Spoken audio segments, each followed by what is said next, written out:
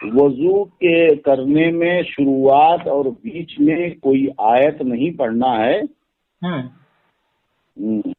یہ ہے کہ جب وضو کرنا چاہے تو طہارت کی نیت کر لے، اور اس کے بعد اچھی جو پانی لے کر کے جگہ پر بیٹھے اور پہلے دونوں ہاتھوں کو گٹوں تک دھلے، اور اس کے بعد اعضائے وضو کے دھلنے میں بعض دعائیں جو ہے منقول ہیں، ان دعاؤں کو پڑھنا ہے، مگر یہ کچھ فرض اور واجب نہیں ہے۔ نیت بعض احادیث کے اعتبار سے کہ نیت کرنا یہ مستحب ہے، سنت ہے، پاکی کی طہارت کی نیت کرنا وضو کے لیے۔ اب جب وضو کرنے کی نیت یعنی طہارت حاصل کرنے کے لیے، تو اللہ تبارک و تعالی قرآن پاک میں فرماتا ہے یا ایھا الذین آمنوا اذا قمتم الی الصلاۃ فاغسلوا وجوہکم وایدیکم الی المرافق وامسحوا برؤوسکم وارجلکم الی الکعبین۔ اس کا ترجمہ ہے کہ اے ایمان والوں، جب تم نماز پڑھنے کا ارادہ کرو اور وضو نہ ہو تو اپنا منہ اور کہونیوں تک ہاتھوں کو دھو اور سر کا مسح کرو اور ٹخنوں تک پاؤں دھو۔ بات سمجھ میں آ رہی کی؟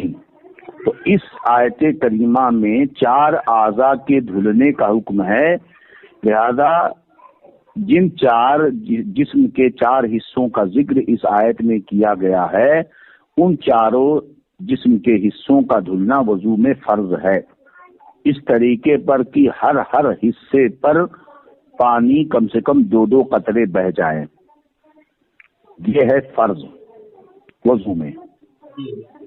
بات سمجھ میں آ رہی کہ نہیں؟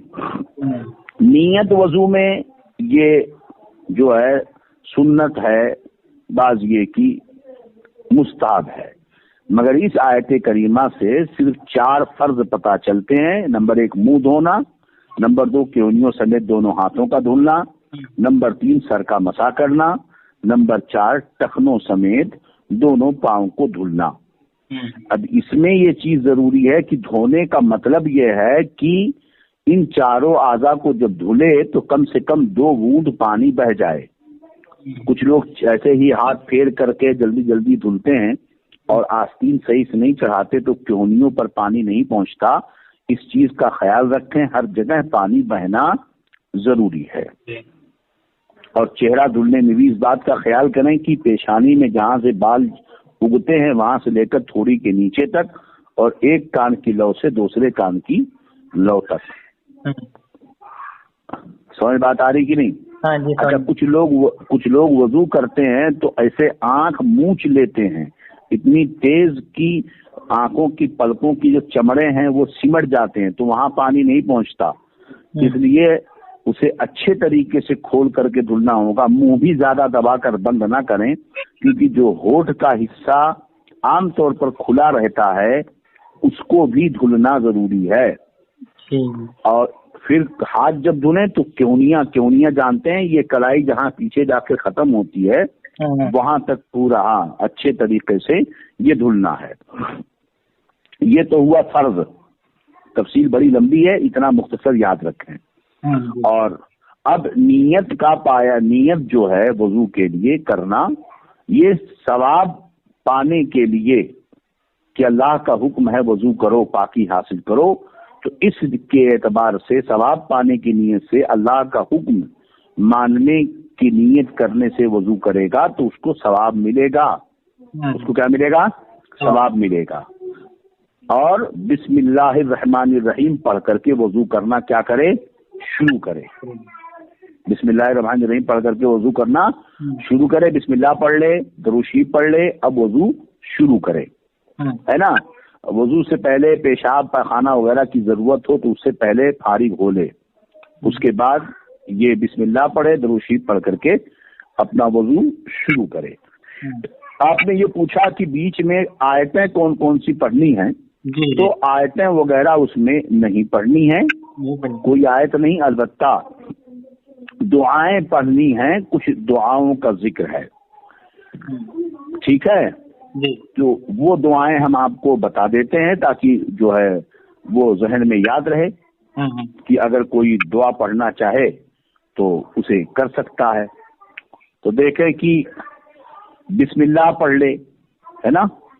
بسم اللہ پڑھ لے، ہر عضو کو دھوتے وقت نیت رکھے، اور اس کے بعد اشہد ان لا الہ الا اللہ، اشہد ان لا الہ الا اللہ وحدہ لا شریک لہ واشہد ان محمدا عبدہ ورسولہ، یہ پڑھے۔ کلی کرتے وقت کیا پڑھے گا؟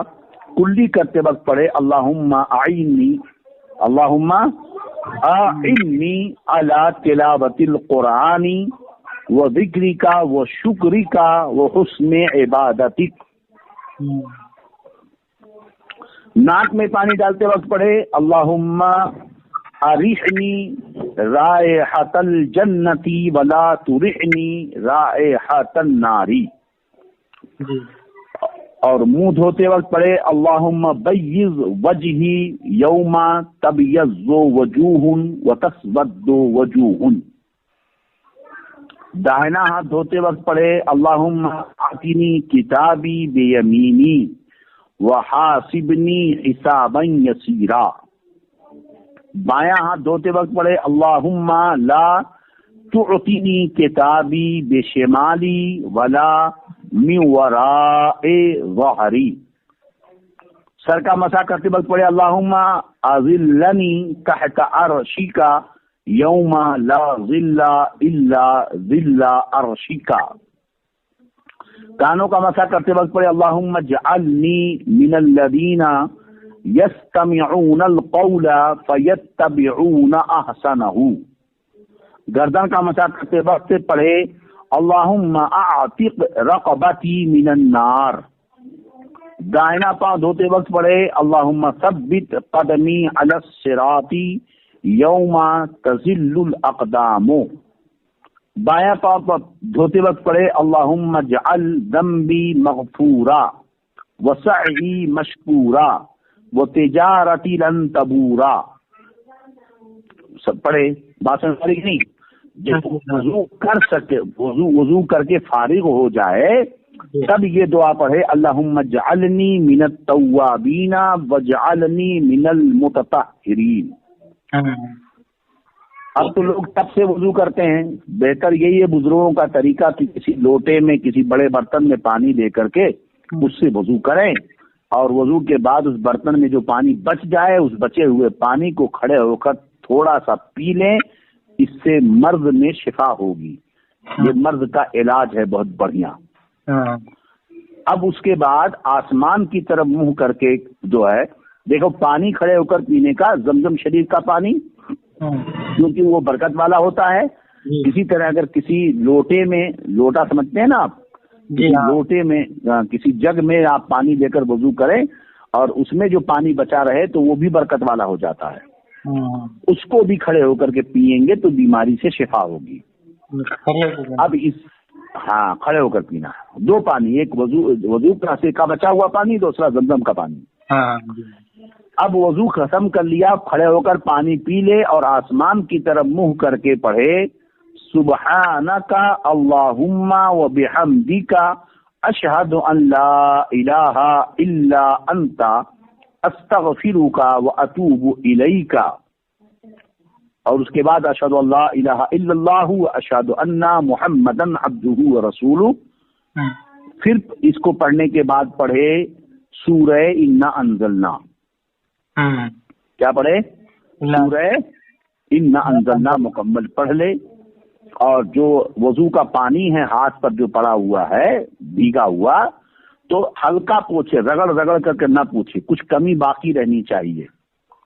کچھ لوگ وضو کر کے نا خوب رگڑ رگڑ کر کے ہاتھ اور منہ وغیرہ پوچھتے ہیں، تو رگڑ رگڑ کر نہ پوچھے، ہلکا پوچھے، کہ مطلب جو ٹپکنے والا پانی ہے وہ خالی رومال میں دستی میں آ جائے، بقیہ چہرے پر اور ہاتھ پر پانی کی تری باقی رہنی چاہیے، کہ قیامت کے دن یہ تولا جائے گا۔ جی جی۔ کچھ لوگ ہاتھ جھٹکتے ہیں ایسے ہی وضو کرنے کے بعد پانی نہیں جھٹکنا چاہیے ہاتھ، کیونکہ ہاتھ کا یہ جھٹکنا شیطان کا پنکھا ہے۔ بات سمجھ کہ نہیں جی۔ تو یہ اتنے طریقے کار وضو میں اختیار کرے اور وضو کو پابندی کے ساتھ پڑھے۔ البتہ اب یہ زیادہ دعائیں ہو گئیں، کسی کو پورا نہ یاد ہو پائے تو سب سے بہتر طریقہ یہ ہے کہ کم سے کم جب وضو کرنے کا ارادہ ہو تو ثواب کی نیت، اللہ کے حکم کو ماننے کی نیت کر لے، دل میں نیت کر لے یا زبان سے، یا اللہ تیرا حکم ہے کہ پاکی حاصل کرنے کے لیے وضو کیا جائے، تو تیرا حکم مانتے ہوئے میں وہ پاکی حاصل کرنے کے لیے وضو کرنے جا رہا ہوں۔ اب اس کے بعد بسم اللہ الرحمن الرحیم شریف پڑھے، بسم اللہ الرحمن الرحیم پڑھ لے، اس کے بعد درود شریف پڑھے اور اس کے بعد وضو کرے، مسلسل درود شریف پڑھتا رہے۔ کیا کرے؟ مسلسل درود شریف۔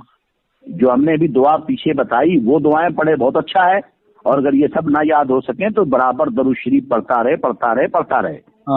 وضو سے جب فارغ ہو جائے تو البتہ یہ دعا ضرور یاد کر لے۔ کیا؟ وضو کے بعد والی دعا، کیا؟ اللہم اجعلنی من التوابین واجعلنی من المتطہرین۔